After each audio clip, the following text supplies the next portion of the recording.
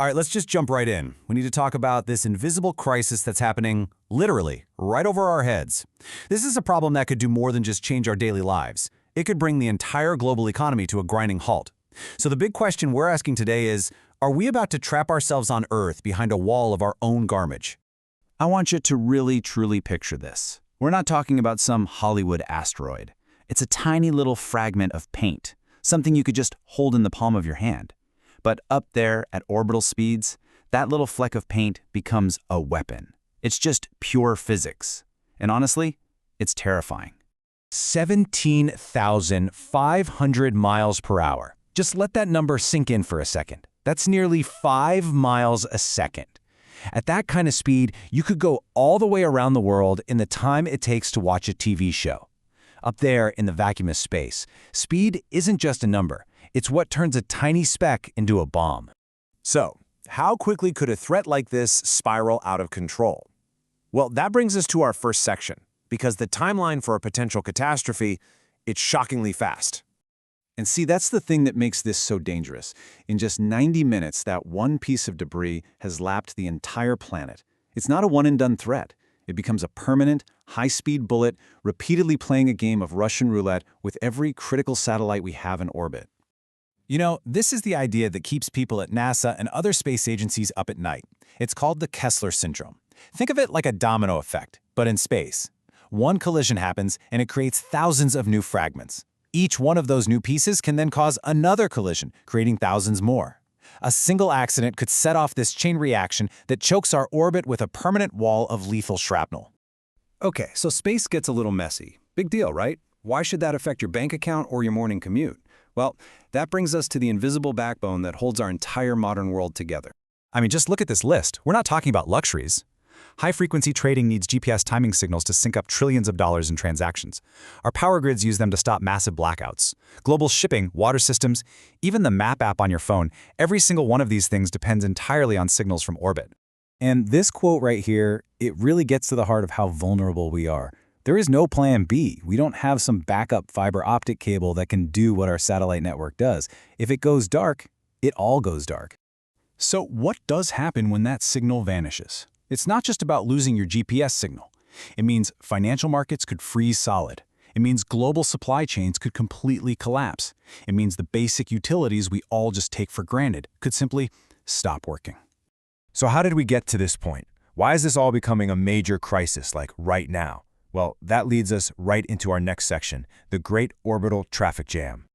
You know, for decades, space was this huge, wide-open frontier. There were just a handful of government satellites way up there.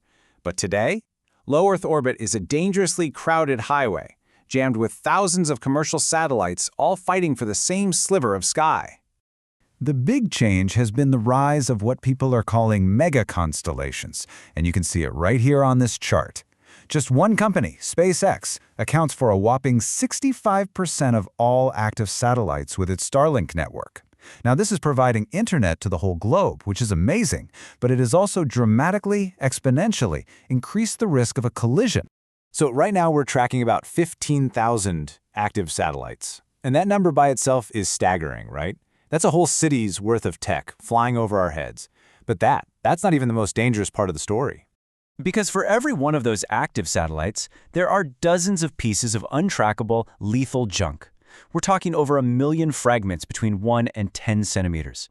These are the hand grenades we can't see coming. This is the kinetic minefield. So, if the risk is this obvious, why isn't anyone fixing it? Well, this is where we get into the messy human side of things, the politics and the money behind it all. What we have here is the ultimate tragedy of the commons. Space is this shared resource for all of humanity. Everybody wants to use it, but nobody is responsible for cleaning it up. So every single launch adds value for one company or one country, but it adds risk for literally everyone else. And that dynamic leads to this total deadlock. You've got countries and companies launching satellites faster than ever. There's no international treaty that says, hey, you made this mess, you have to pay to clean it up.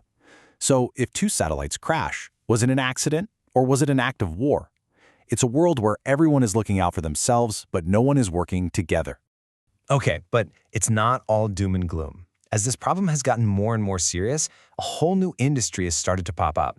And this is the race for remediation. Seriously, we are now seeing some incredible technologies being tested to actually clean up our orbit. I mean, we're talking about robotic harpoons that can go up and spear dead satellites, giant magnets that can grab onto tumbling rocket parts, and even ground-based lasers that can gently nudge little pieces of junk so they fall out of orbit and burn up. But technology is only half the battle, right? One of the key policy ideas that's gaining a lot of steam is something called the orbital footprint tax. The idea is actually pretty simple. You tax companies and countries based on the collision risk they're creating. This would give them a huge financial reason to build safer satellites, and it would create a fund to pay for a global cleanup effort. And all of this, it really brings us to the final and most important question. This is bigger than just tech or policy. It's about a fundamental change in how we think. Can we learn to treat space not just as some resource to be used up, but as an environment that we have to protect for all the generations that come after us?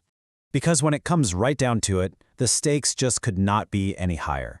Our entire modern world depends on orbit, and if we fail to clean up this kinetic minefield, we risk building a permanent barrier between ourselves and the rest of the universe, a ceiling of our own creation. The path forward exists, but the clock is ticking.